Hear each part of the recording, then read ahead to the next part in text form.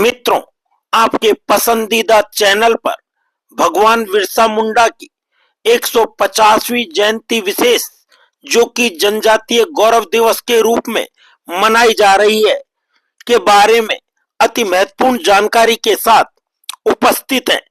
भगवान बिरसा मुंडा भारत के जनजातीय स्वतंत्रता आंदोलन के सबसे तेजस्वी नक्षत्र थे। उनका जन्म 15 नवंबर 1875 को झारखंड के उलीहातू गांव में हुआ। उनका जीवन अल्पकालीन 25 वर्ष था, परंतु उनका प्रभाव इतना गहरा और व्यापक है कि उन्हें धरती आवा यानी धरती पिता के नाम से सम्मानित किया जाता है। वर्ष 2025 में उनके 150 वर्ष पूरे होने पर संपूर्ण देश में भव्य स्तर पर कार्यक्रम, श्रद्धांजलि सभाएं, गौरव यात्राएं और सांस्कृतिक आयोजन मनाए जा रहे हैं। बिरसा मुंडा का प्रारंभिक जीवन, जन्म 15 नवंबर 1875 को पिता सुगना मुंडा, माता करमी हातू, गांव उली हातू जो वर्तमान झारखंड खूंटी जिला में है। जनजाति मुंडा बचपन से ही तेज नेतृत्व क्षमता और आध्यात्मिक झुकाव। जर्मन मिशन स्कूल में कुछ समय पढ़ाई, परंतु मिशनरी नीतियों से असहमति के कारण पढ़ाई छोड़ दी।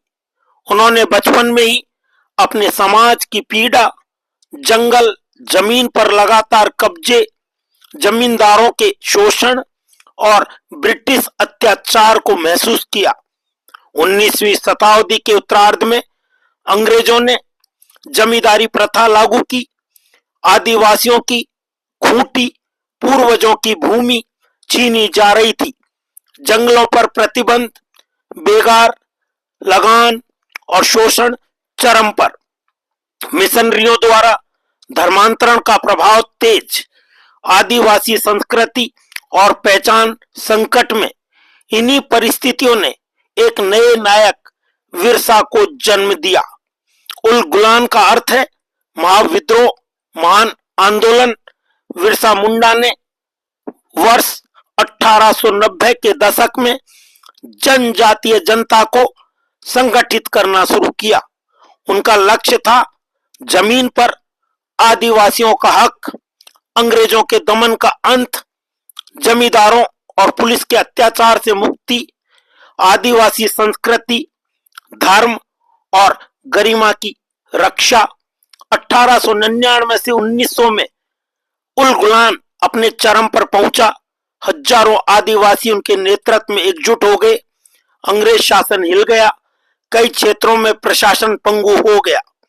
बिरसा मुंडा केवल विद्रोही नहीं बल्कि महान समाज सुधारक भी थे। उन्होंने समाज में व्यापक परिवर्तन लाने का आह्वान किया। शराबबंदी, अंधविश्वास, जादू टोना से दूर रहना, स्वच्छता, अनुशासन, शिक्षा का महत्व, आपसी भाईचारा, स्थानीय देवी देवताओं की पूजा, प्रकृति को ईश्वर मानना। उन्होंने जागो, उठो और अपनी धरती को बचाओ का संदेश दिया। उल गुलान के फैसले से अंग्रेज भयभीत हो गए। 1900 में उन्हें गिरफ्तार कर लिया गया। 9 जून 1900 को रांची जेल में संदिग्ध परिस्थितियों में उनकी मृत्यु हो गई, जब उनकी आयु मात्र 25 वर्ष थी, परंतु प्रभाव शताब्दियों तक रहेगा। भूमि संरक्षण आंदोलन में बिरसा मुंडा का महत्वपूर्ण योगदान रहा। उनके संघर्ष के बाद ब्रिटिश शासन ने छोटा नागपुर टेनेंसी एक्ट 1908 लागू किया, जिसने आदिवासियों की भूमि सुरक्षा को कानूनी मान्यता दी। आदिवासी सांस्कृतिक चेतना का जागरण। उन्होंने आदिवासियों में आत्मसम्मान, पहचान और गौरव को उत्पन्न किया।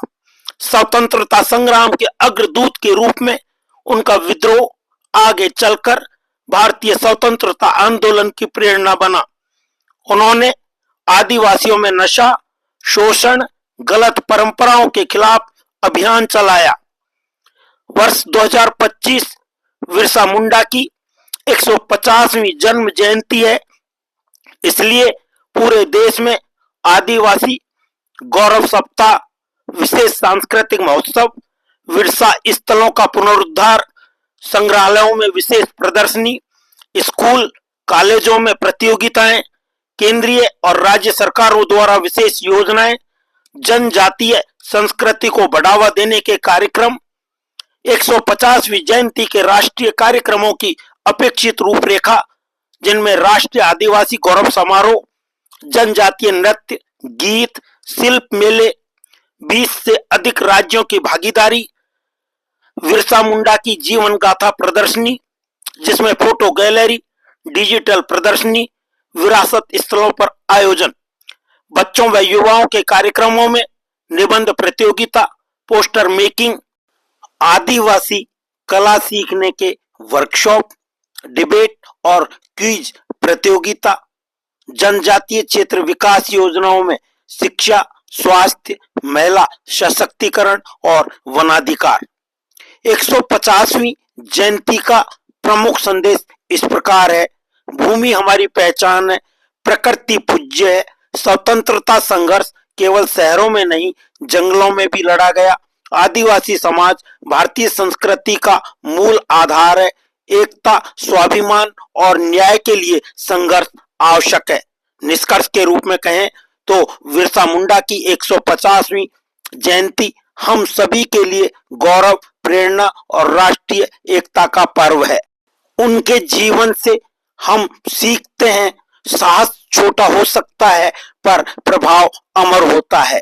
धरती और अधिकारों के लिए लड़ी गई लड़ाई पवित्र होती है।